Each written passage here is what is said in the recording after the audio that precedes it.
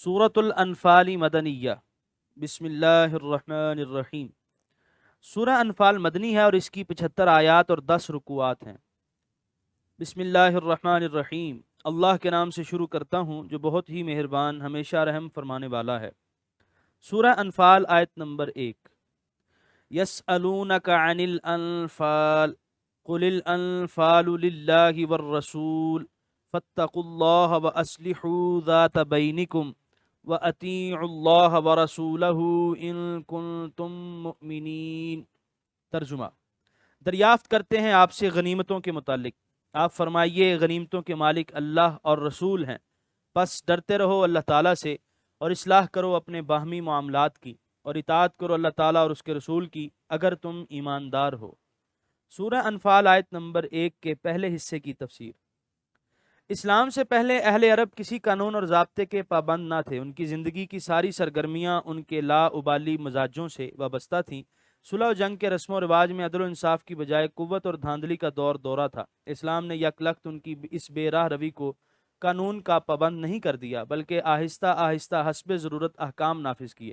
اس طرح وہ قوم جو ابھی چند سال پہلے انانیت اور سرکشی میں ضرب المثل تھی، نظم و ضبط کی علمبردار بن گئی۔ بدر کی جنگ کفر و اسلام کی پہلی جنگ تھی۔ نئے مسائل جن سے مسلمان پہلے آشنا نہ تھے، ان کا وقوع پذیر ہونا ایک قدرتی بات تھی۔ اس صورت کا آغاز ایک ایسی ہی الجھن اور اس کے حل سے کیا گیا۔ بات یوں ہوئی کہ جب نصرت ربانی سے مٹھی بھر نہتے مسلمانوں نے کفار کی عظمت و نخوت کو خاک میں ملا دیا اور ان کا لشکر جرار اپنے 70 سورماؤں کے لاشیں اور 70 اسیر اور بہت سا سامان میدان میں چھوڑ کر بھاگا، تو کچھ مسلمان دور تک ان کے تعاقب میں چلے گئے اور بعض مسلمانوں نے آگے بڑھ کر اس سامان پر قبضہ کر لیا۔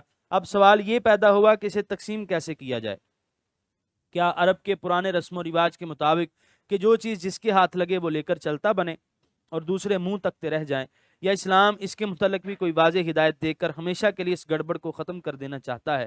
قرآن حکیم نے قل الانفال للہ والرسول فرما کر اس ساری آوارگی کو ہی ختم کر دیا کہ میدان جنگ میں ہاتھ آنے والا ساز و سامان افراد کی ملکیت ہی نہیں تاکہ وہ اس کی بٹائی میں ایک دوسرے سے جھگڑا شروع کر دیں، بلکہ اس کا مالک تو اللہ تعالیٰ اور اس کا رسول مقبول ہے۔ اس لیے اللہ کا رسول اپنے مالک کے حکم سے جس طرح چاہے تقسیم فرما دے، کسی کو اعتراض کا حق ہی نہیں۔ حضرت ابو امامہ الباہلی فرماتے ہیں کہ میں نے حضرت عبادہ بن صامت رضی اللہ تعالیٰ عنہ سے دریافت کیا کہ یہ آیت انفال کب نازل ہوئی، تو آپ نے فرمایا کہ یہ ہم بدریوں کے حق میں نازل ہوئی۔ جب ہم نے مال غنیمت کے بارے میں جھگڑنا شروع کیا تو اللہ تعالیٰ نے اسے ہمارے اختیار سے نکال کر اپنے رسول کے حوالے کر دیا اور حضور نے اسے برابر طور پر سب میں تقسیم فرما دیا۔ انفال جمع ہے نفل کی، اس کا معنی ہے مال غنیمت، کیونکہ یہ بھی محض اللہ تعالیٰ کا فضل اور اس کی عطا ہے۔ سورہ انفال آیت نمبر 1 کے بقیہ حصے کی تفسیر۔ اور اصلاح کرو اپنے باہمی معاملات کی۔ آیت کے اس حصے میں سابقہ حکم کی حکمت کی طرف اشارہ فرمایا کہ مومن کی جنگ محض کلمہ حق کو سر بلند کرنے کے لیے ہونی چاہیے۔ دولت کے لالچ کا یہاں کیا دخل؟ اگر اموال غنیمت کی تقسیم افراد کی تحویل میں دے دی جاتی تو اس سے دو خطرے تھے۔ ایک تو یہ کہ اس طرح حسد و اناد کی ایک ایسی راہ کھل جاتی جس سے مسلمانوں کی جمعیت پارا پارا ہو جاتی۔ دوسرا یہ کہ اخلاص نیت جو مسلمانوں کے اعمال کی روح رواں ہے ختم ہو کر رہ جاتا۔ سورہ انفال آیت نمبر 2۔ انما المؤمنون الذين اذا ذكر الله وجلت قلوبهم واذا تليت عليهم آياته زادتهم ایمانا وعلى ربهم يتوکلون۔ ترجمہ: صرف وہی سچے ایماندار ہیں کہ جب ذکر کیا جاتا ہے اللہ تعالیٰ کا تو کانپ اٹھتے ہیں ان کے دل، اور جب پڑھی جاتی ہیں ان پر اللہ کی آیتیں تو یہ بڑھا دیتی ہیں ان کے ایمان کو، اور صرف اپنے رب پر وہ بھروسہ رکھتے ہیں۔ سورہ انفال آیت نمبر 2 کی تفسیر۔ کمال ایمان کا وہ درجہ جس تک پہنچنے کی ہر مومن کے دل میں آرزو ہونی چاہیے اور اس کے لیے اسے ہر ممکن جد و جہد کرنی چاہیے، اس پر وہی خوش نصیب فائز ہو سکتے ہیں جو ان صفات سے مزین ہوں جن کا ذکر ان آیات میں کیا گیا ہے۔ سورہ انفال آیت نمبر 3۔ الذین یقیمون الصلاة ومما رزقناہم ینفقون۔ ترجمہ: اور جو صحیح ادا کرتے ہیں نماز کو، نیز اس سے جو ہم نے انہیں دیا ہے خرچ کرتے رہتے ہیں۔ سورہ انفال آیت نمبر 4۔ اولئک هم المؤمنون حقا لہم درجات عند ربہم ومغفرۃ ورزق کریم۔ ترجمہ: یہی لوگ سچے مومن ہیں، انہی کے لیے درجے ہیں ان کے رب کے پاس، اور بخشش ہے اور باعزت روزی۔ سورہ انفال آیت نمبر 4 کے پہلے حصے کی تفسیر۔ انہیں سچے مسلمان کا لقب اس لیے عطا فرمایا گیا کہ ان کے دل اگر خشیت الہی، اخلاص اور توکل کی صفات عالیہ سے متصف ہیں تو ان کے ظاہری اعضاء رکوع و سجود اور عطائے صدقات میں مصروف ہیں۔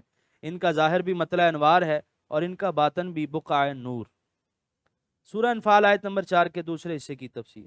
انہی کے لیے درجے ہیں ان کے رب کے پاس، دنیا میں بھی ان کی قدر و منزلت بلند کر دی جاتی ہے اور جنت میں بھی ان کو مقامات رفیعہ پر فائز کیا جائے گا۔ سورہ انفال آیت نمبر 4 کے بقیہ حصے کی تفسیر۔ اور بخشش ہے، اس لفظ سے اس امر کی طرف اشارہ ہے کہ اگر کسی کامل سے بشری تقاضوں کے باعث کوئی خطا یا قصور سرزد ہو جائے تو اسے فوراً ٹھکرا نہیں دیا جاتا، بلکہ اللہ کریم اسے اپنے دامن کرم میں پناہ دیتا ہے اور اس کی لغزش معاف فرما دی جاتی ہے۔ سورہ انفال آیت نمبر 5۔ کما اخرجک ربک من بیتک بالحق وان فریقا من المؤمنین لکارہون۔ ترجمہ: جس طرح نکال لایا آپ کو آپ کا رب آپ کے گھر سے حق کے ساتھ، اور بے شک اہل ایمان کا ایک گروہ اس کو ناپسند کرنے والا تھا۔ سورہ انفال آیت نمبر 5 کی تفسیر۔ مال غنیمت کے متعلق یہ طریقہ کار کیونکہ اہل عرب کے سابقہ رسم و رواج سے یکسر مختلف تھا، اس لیے بعض طبیعتوں پر اس کی تعمیل بہت شاک گزری۔ اللہ تعالیٰ فرماتے ہیں کہ اے حبیب، ان کی پسند و ناپسند کا خیال مت کرو، بلکہ جو ہمارا حکم ہے اس پر کاربند ہو جاؤ۔ ان کی یہ ناپسندیدگی ایسی ہی ہے جیسے لشکر کفار کے ساتھ جنگ کرنے کا فیصلہ بعض لوگوں کو ناگوار گزرا تھا، لیکن آپ نے انقباض تباہ کو خاطر میں نہ لاتے ہوئے فرمان الہی کی تعمیل کر دی تو اس کا کتنا خوشگوار نتیجہ نکلا۔ اسی طرح اموال غنیمت کے بارے میں بھی وہی بات تم سب کے لیے موجب خیر و برکت ہے جس کا تمہیں حکم دیا جا رہا ہے۔ سورہ انفال آیت نمبر 6۔ یجادلونک فی الحق بعدما تبین کأنما یساقون الی الموت وهم ینظرون۔ سورہ انفال آیت نمبر 6۔ یجادلونک فی الحق بعدما تبین کأنما یساقون الی الموت وهم ینظرون۔ ترجمہ: جھگڑ رہے تھے آپ سے سچی بات میں، اس کے بعد کہ وہ واضح ہو چکی تھی، گویا وہ ہانکے جا رہے تھے موت کی طرف، دراں حال کہ وہ موت کو دیکھ رہے ہیں۔ سورہ انفال آیت نمبر 6 کی تفسیر۔ جیسے سورت کے تعارف میں تفصیلاً بیان ہو چکا ہے کہ مدینے سے حضور اسلام کی تشریف آوری کی ظاہری غرض اہل مکہ کا تجارتی قافلہ تھا۔ اب باہر نکلے تو ابو جہل کی سرکردگی میں لشکر کفار کے آنے کی اطلاع ملی تو صورتحال بالکل بدل گئی۔ مسلمان نہ جنگ کی نیت سے مدینے سے روانہ ہوئے تھے اور نہ جنگی ساز و سامان سے مسلح تھے۔ اتنے بڑے منظم اور مسلح لشکر سے ٹکرانا بعض لوگوں کو خلافت مصلحت دکھائی دے رہا تھا۔ وہ یہ سمجھ رہے تھے کہ وہ جان بوجھ کر اپنے آپ کو موت کے منہ میں پھینک رہے ہیں، لیکن حضور کریم نے جو مجلس مشاورت وادی زفران میں منعقد کی، اس میں شمع مصطفی کے پروانوں نے جس جرت اور جاں فروشی کا اظہار کیا، اس سے تمام لشکر اسلام کے حوصلے بلند ہو گئے اور کسی کو موت کا اندیشہ نہ رہا۔ سورہ انفال آیت نمبر 7۔ وَإِذْ يَعِدُكُمُ اللَّهُ إِحْدَى الطَّائِفَتَيْنِ أَنَّهَا لَكُمْ وَتَوَدُّونَ أَنَّ غَيْرَ ذات الشوكة تكون لكم ويريد الله أن يحق الحق بكلماته ويقطع دابر الكافرين۔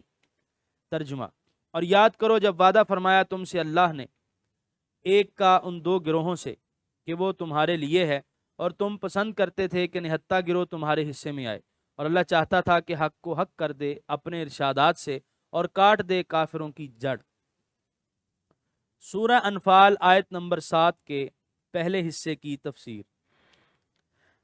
ان دو طائفوں سے مراد ایک تو اہل مکہ کا تجارتی قافلہ ہے جو 50,000 پاؤنڈ کی مالیت کا سامان لیے شام سے مکہ کی طرف واپس لوٹ رہا تھا، اور جس کی حفاظتی دستے کی تعداد 30-40 سے زیادہ نہ تھی، اور دوسرا وہ مسلح و منظم لشکر جو اپنی قوت و طاقت کے نشے میں چور مسلمانوں کو پیس ڈالنے کے لیے مدینے کی طرف بڑھا چلا آ رہا تھا۔ مسلمانوں سے اللہ تعالیٰ کا وعدہ یہ تھا کہ ان دونوں میں سے ایک پر تمہیں غلبہ دیا جائے گا۔ یہ طبعی امر تھا کہ بعض صحابہ کی یہی آرزو ہوگی کہ تجارتی قافلہ ہاتھ لگے تاکہ کسی مزاحمت کے بغیر اتنی دولت فراواں مل جائے، لیکن اللہ تعالیٰ کی مرضی یہ تھی کہ اسلام کی سربلندی اور مسلمانوں کی فتح مندی کے جو وعدے کیے گئے تھے ان کو پورا کیا جائے تاکہ مشرکین کا سر غرور خم ہو، حق کا بول بالا ہو اور باطل کی رسوائی آشکارا ہو جائے۔ شوق کانٹے کو کہتے ہیں، یہاں شوکا سے مراد تیز دھار والے ہتھیار ہیں، اسی لیے مسلح آدمی کو رجل شائق الصلاح اور قلب کے بعد رجل شاکی الصلاح کہتے ہیں۔ سورہ انفال آیت نمبر 7 کے بقیہ حصے کی تفسیر۔ اور اللہ چاہتا تھا کہ حق کو حق کر دے اپنے ارشادات سے۔ یحق الحق کا معنی ہے یظہر الحق، یعنی حق کو ظاہر کر دے، کیونکہ حق بذات خود حق ہوتا ہے، وہ کسی کے حق بنانے سے حق نہیں بنتا۔ آیت کا مطلب یہ ہے کہ شکوک و شبہات اور بغض و اناد کے جو پردے حق کو ڈھانپے ہوئے ہیں، جن کے باعث سادہ لو انسانوں کو اس کی پہچان نہیں ہوتی، وہ اٹھا دیے جائیں اور حق اپنی تمام رعنائیوں اور دل ربائیوں کے ساتھ آشکارا ہو جائے تاکہ اس کو پہچاننے میں کسی کو دقت نہ ہو۔ سورہ انفال آیت نمبر 8۔ لِيُحِقَّ الْحَقَّ وَيُبْطِلَ الْبَاطِلَ وَلَوْ كَرِهَ الْمُجْرِمُونَ۔ ترجمہ: تاکہ ثابت کر دے حق کو اور مٹا دے باطل کو، اگرچہ ناپسند کریں اس کو عادی مجرم۔ سورہ انفال آیت نمبر 9۔ اذ تستغیثون ربکم فاستجاب لکم انی ممدکم بألف من الملائکۃ مردفین۔ ترجمہ: یاد کرو جب تم فریاد کر رہے تھے اپنے رب سے تو سن لی اس نے تمہاری فریاد، اور فرمایا یقیناً میں مدد کرنے والا ہوں تمہاری 1000 فرشتوں کے ساتھ جو پے در پے آنے والے ہیں۔ سورہ انفال آیت نمبر 9 کے پہلے حصے کی تفسیر۔ استغاثہ کا معنی ہے فریاد کرنا اور مدد طلب کرنا۔ اس سے مراد حضور رحمت للعالمین کی وہ عاجزانہ دعا اور نیاز مندانہ فریاد ہے جو بدر کے میدان میں ایک چھپر کے نیچے کھڑے ہو کر کی، جس کا ذکر سورت کے تعارف میں گزر چکا ہے۔ سورہ انفال آیت نمبر 9 کے بقیہ حصے کی تفسیر۔ میں مدد کرنے والا ہوں تمہاری، یعنی یکے بعد دیگرے قطار اندر قطار فرشتوں کی جنگ میں شرکت کا منظر بیان کیا جا رہا ہے کہ وہ غیر منظم انبوہ کی طرح جنگ میں شامل نہیں ہوئے تھے، بلکہ مرتب دستوں کی صورت میں یکے بعد دیگرے میدان میں اترے تھے، جس سے مسلمانوں کے ہراساں دلوں کو اطمینان و تسکین نصیب ہوئی تھی اور کفار کے بڑے ہوئے حوصلے ٹوٹ گئے تھے اور ہمتیں پست ہو گئی تھیں۔ حضرت صدیق اکبر رضی اللہ تعالیٰ سے مروی ہے کہ اس دعا کے بعد حضور نے اپنا سر مبارک جھکایا اور پھر اٹھا کر فرمایا: اے ابو بکر، تمہیں خوشخبری ہو، یہ جبریل ہیں، زرد دستار باندھے، زمین اور آسمان کے درمیان اپنے گھوڑے کی باگیں پکڑے کھڑے ہیں۔ سورہ انفال آیت نمبر 10۔ وَمَا جَعَلَهُ اللَّهُ إِلَّا بُشْرَىٰ وَلِتَطْمَئِنَّ بِهِ قُلُوبُكُمْ وَمَا النَّصْرُ إِلَّا مِنْ عِندِ اللَّهِ إِنَّ اللَّهَ عَزِيزٌ حَكِيمٌ۔ ترجمہ: اور نہیں بنایا فرشتوں کے نزول کو اللہ نے مگر ایک خوشخبری اور تاکہ مطمئن ہو جائیں اس سے تمہارے دل، اور نہیں ہے مدد مگر اللہ کی طرف سے، بے شک اللہ بہت غالب ہے، حکمت والا ہے۔ سورہ انفال آیت نمبر 10 کی تفسیر۔ فرشتوں کا نزول محض تمہاری تسکین و اطمینان کے لیے اور تمہیں فتح کا مژدہ سنانے کے لیے تھا، ورنہ نصرت و کامرانی مرحمت فرمانے والا تو خود رب تعالیٰ تھا، جس کی قدرت بے انداز اور حکمت بے نظیر ہے۔ یہاں پر 9ویں پارے کا 15واں رکوع مکمل ہوا۔